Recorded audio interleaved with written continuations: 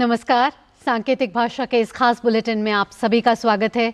मैं हूं आपके साथ भावना नैयर और मेरे साथ है मेरी सहयोगी मनीषा, जो आप तक सांकेतिक भाषा में खबरें प्रस्तुत करेंगी। सबसे पहले सभी दर्शकों को दीपावली की हार्दिक शुभकामनाएं। इस साल की थीम है स्वच्छ दिवाली शुभ दिवाली। शुरुआत करते हैं सुर्खियों के साथ। मध्य प्रदेश में आज बढ़ेगी चुनावी सरगर्मी। बीजेपी अध्यक्ष जेपी नड्डा की मौजूदगी में जारी होगा पार्टी का संकल्प पत्र। अमित शाह भी धार में करेंगे रोड शो और रैली। कमलनाथ, दिग्विजय समेत कांग्रेसी नेताओं की ताबड़तोड़ रैलियां।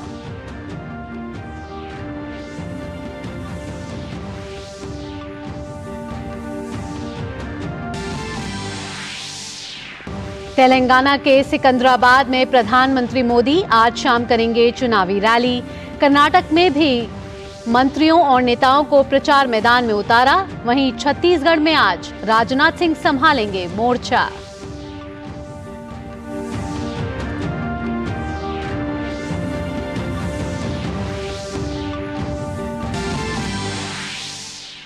ब्राजील के राष्ट्रपति ने प्रधानमंत्री मोदी से टेलीफोन पर की बातचीत। पश्चिम एशिया में चल रहे घटनाक्रमों पर हुई चर्चा। स्थिति को जल्दी सुधारने के लिए प्रयासों पर दिया बल।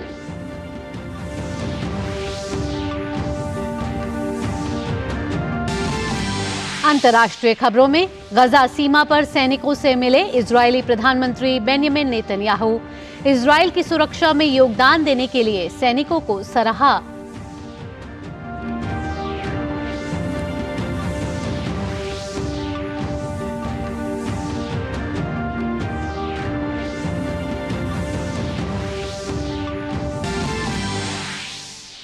आज अयोध्या में बनेगा वर्ल्ड रिकॉर्ड। 24 लाख दियों से जगमग होगी राम की नगरी। भव्य दीपोत्सव के लिए सजे सरयू के 51 घाट।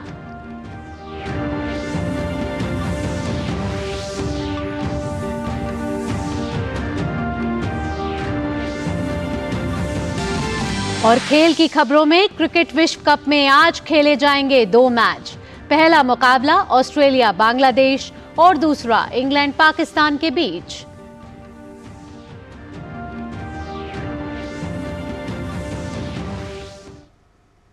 आइए अब खबरों को विस्तार से जानते हैं और शुरुआत करते हैं विधानसभा चुनावों से जुड़ी खबरों की। मध्य प्रदेश विधानसभा चुनाव के लिए भाजपा आज अपना संकल्प पत्र जारी करेगी। भाजपा के राष्ट्रीय अध्यक्ष जेपी नड्डा की मौजूदगी में संकल्प पत्र जारी होगा।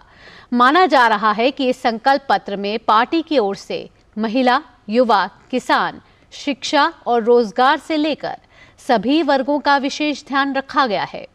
भाजपा के नेताओं के अनुसार संकल्प पत्र में जनता के सभी सुझावों को शामिल किया गया है। मध्य प्रदेश के लिए कांग्रेस पहले ही अपना घोषणा पत्र जारी कर चुकी है। राज्य में 17 नवंबर को चुनाव होगा, वहीं 3 दिसंबर को मतों की गिनती की जाएगी।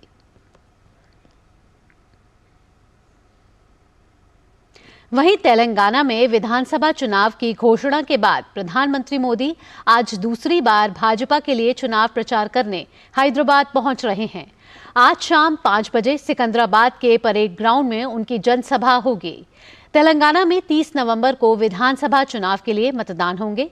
इससे पहले जब प्रधानमंत्री ने हैदराबाद में बीजेपी के पक्ष में चुनावी रैली की थी तो उन्होंने विरोधी दलों को आड़े हाथों लिया था। उन्होंने बीआरएस पर हमला करते हुए कहा था कि अहंकार किसी को भी टिकने नहीं देता। उन्होंने ये भी कहा कि बीआरएस के भ्रष्टाचार के तार दिल्ली के शराब घोटाले से भी जुड़े हैं। प्रधानमंत्री ने मौजूदा राज्य सरकार पर निशाना साधते हुए कहा था कि पिछले 9 साल से तेलंगाना में विकास विरोधी, पिछड़ी जाति विरोधी सरकार है।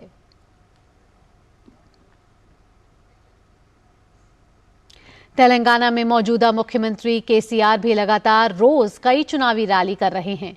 यहां अपनी सरकार दोहराने के लिए वो लगातार मतदाताओं से अपील कर रहे हैं कि वो विरोधी दलों के बहकावे में ना आए।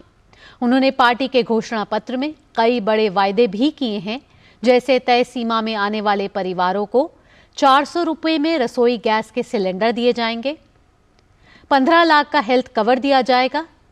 केसीआर बीमा स्कीम की घोषणा की गई है। वहीं दूसरी तरफ कांग्रेस भी पूरी ताकत से चुनाव लड़ रही है।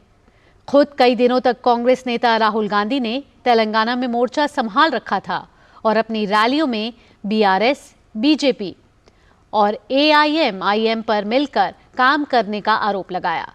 अब कांग्रेस ने यहां कर्नाटक के 10 मंत्रियों और 48 वरिष्ठ नेताओं को चुनाव प्रबंधन के लिए उतार दिया है। कर्नाटक के मुख्यमंत्री सिद्धारमैया और उप मुख्यमंत्री डीके शिव कुमार तेलंगाना में चुनावी अभियान में नेतृत्व कर रहे हैं।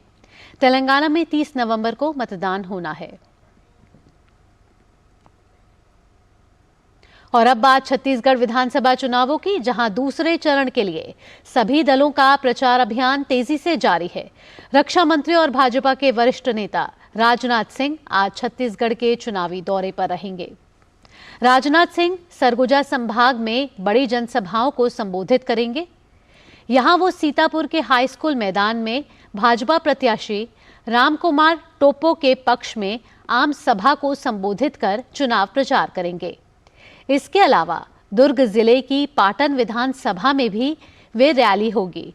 पाटन वो सीट है जहां मौजूदा मुख्यमंत्री भूपेश बघेल का अपना ही भतीजा और बीजेपी प्रत्याशी विजय बघेल के साथ मुकाबला है। इसी सीट पर पूर्व मुख्यमंत्री अजीत जोगी के बेटे अमित जोगी भी चुनाव लड़ रहे हैं। पाटन के बाद मनेन्द्रगढ़ जिले के सलगावान कला में भी राजनाथ की रैली होगी।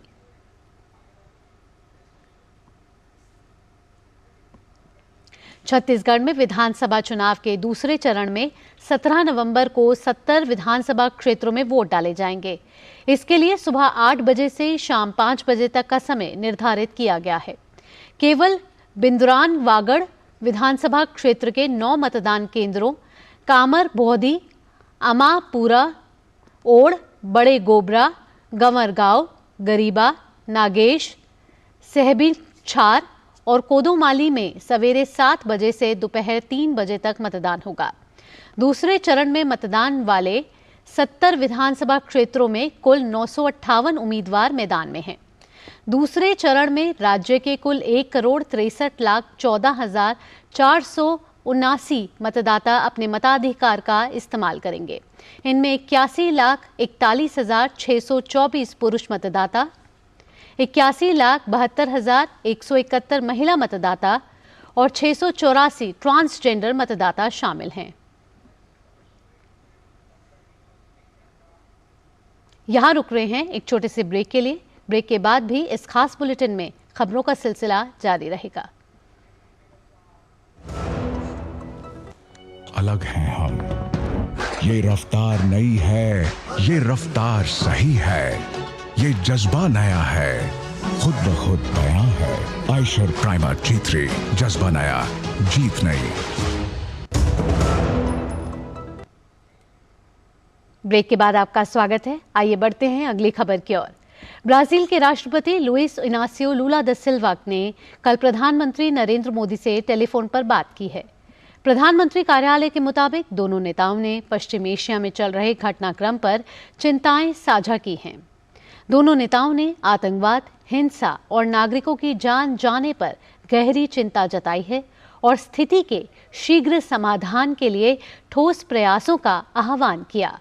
पीएमओ के मुताबिक प्रधानमंत्री मोदी ने G20 की ब्राजील की अध्यक्षता की सफलता के लिए भारत के पूर्ण समर्थन की बात कही। उन्होंने नई दिल्ली में G20 शिखर सम्मेलन के दौरान अपनी बैठक के बाद सभी क्षेत्रों में द्विपक्षीय सहयोग को और विस्तारित करने के तरीकों पर भी चर्चा की। ब्राजील के राष्ट्रपति के साथ टेलीफोन पर बातचीत के बाद प्रधानमंत्री मोदी ने एक्स पर कहा कि राष्ट्रपति लूला दा सिल्वा के साथ फोन पर अच्छी बातचीत हुई है। हम अपनी रणनीतिक साझेदारी को गहरा करने के लिए प्रतिबद्ध हैं। उन्होंने कहा कि हमने पश्चिम एशिया की स्थिति पर अपनी चिंताओं को साझा किया। हम भारत की G20 अध्यक्षता की सफलताओं को आगे बढ़ाना जारी रखेंगे, क्योंकि ब्राजील अगले महीने G20 की अध्यक्षता संभालेगा।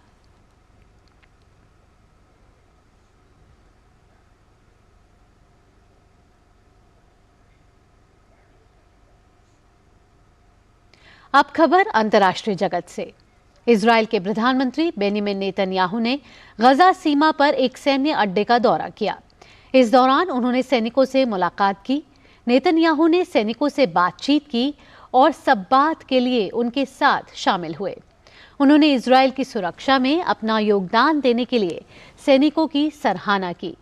इजराइल के विदेश मंत्रालय ने कहा कि 7 अक्टूबर को हमास के हमले में लगभग 1200 लोग मारे गए, जिनमें ज्यादातर नागरिक थे। हालांकि इसमें कहा गया है कि सभी शवों की पहचान होने के बाद इस संख्या में फिर से बदलाव हो सकता है।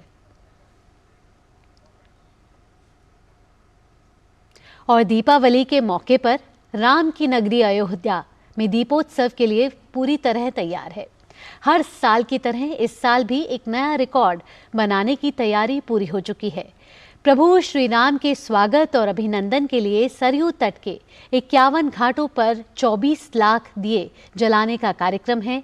यहाँ musical light and laser show से अयोध्या की मनमोहक झलकियाँ प्रस्तुत की जाएंगी, जिसमें 3D holography, projection mapping, intelligent lighting, thematic gates, artistic installations, choreography, musical, green fire cracker show आकर्षण का केंद्र होंगे। इसके अलावा प्रदेश स्तर पर 21 रामलीला होंगी, जो लगातार 3 दिनों तक संचालित होंगी। खेल की खबरों में अंतर्राष्ट्रीय क्रिकेट परिषद यानी कि आईसीसी ने सख्त कदम उठाते हुए श्रीलंका क्रिकेट बोर्ड को तत्काल प्रभाव से निलंबित कर दिया है।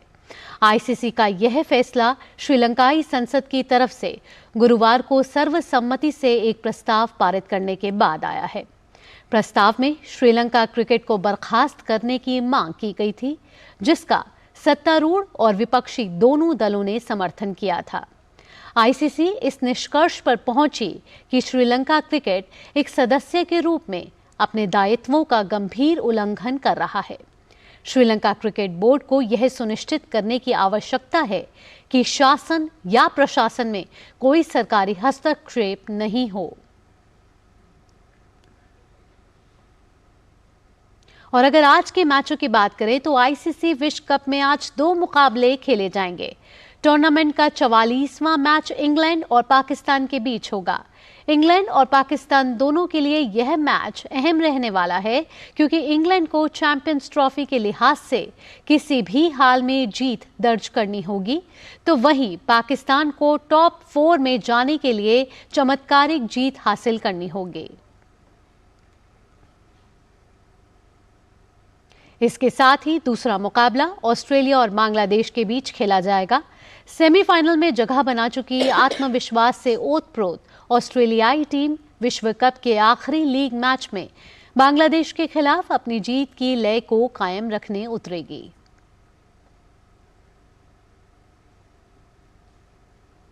इसी के साथ इस खास बुलेटिन में इतना ही। मुझे और मेरी सहयोगी मनीषा के साथ हमारी पूरी टीम को दीजिए इजाजत। अगला बुलेटिन आप संस्कृत में देखेंगे। नमस्कार।